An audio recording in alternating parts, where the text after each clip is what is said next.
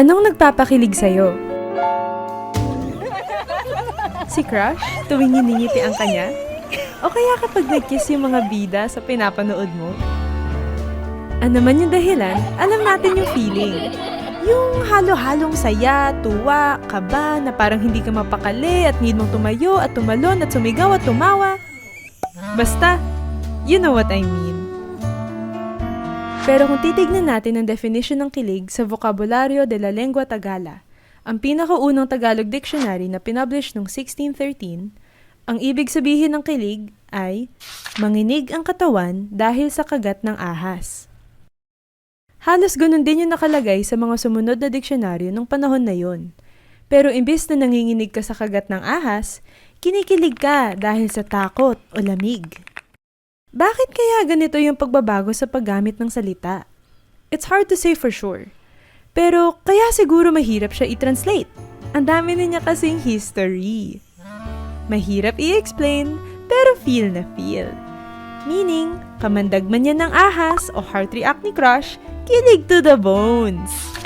Ikaw, saan ka kinikilig? Marami pang salita na may kwento. Tara, alamin natin ngayong Agosto. Like, share, and follow Asterix. Saan galing ang diwata? Sa Mount Makiling? O kaya sa mga beauty pageants? Kung yung salita ang pinag-uusapan, ang salitang diwata ay nagmula sa Sanskrit devata, meaning heavenly being. Bunga ng kalakal natin sa Southeast Asia bago pa tayo sinakop ng mga dayuhan, unang pumasok ang diwata sa mga wika ng Mindanao. Mula ron, umakit siya pa Visayas, hanggang nakapasok na rin sa mga wika ng Luzon.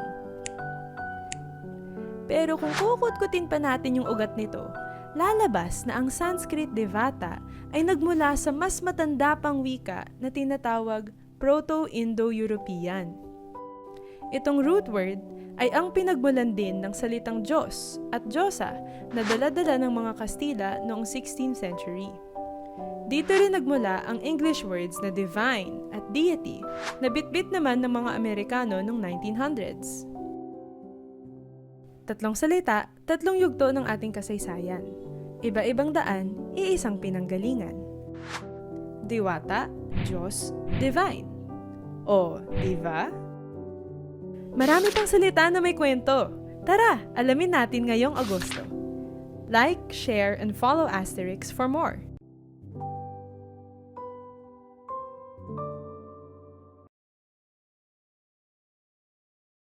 Tsokolate, singkamas, pitaka, kangkong, tatay, tiyangge, kamote, at tokayo? Hindi halata, pero paano kung sabihin ko sa'yo na may isang bagay na nag-uugnay sa kanilang lahat? Lahat ng mga salita na yan, hindi nagmula sa Tagalog. Galing sila sa Mexico, sa katutubong wika ng mga Aztec na Nahuatl. Paano sila umabot dito?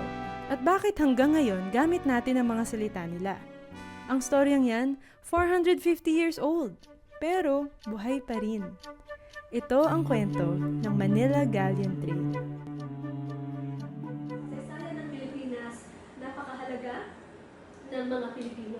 Tayo yung sentro ng pag-aaral. Lagi natin pinag-uukulan ng pansin, ano ba yung mahalaga para sa mga Pilipino? Ano yung tanong na kailangan natin itanong at makakatulong para sa mga Pilipino? So, yung kasaysayan ng mga Pilipino, walang ibang makakapag-aral nito kung hindi tayong mga Pilipino. So mahalaga yung perspektiba natin bilang mga Pilipino.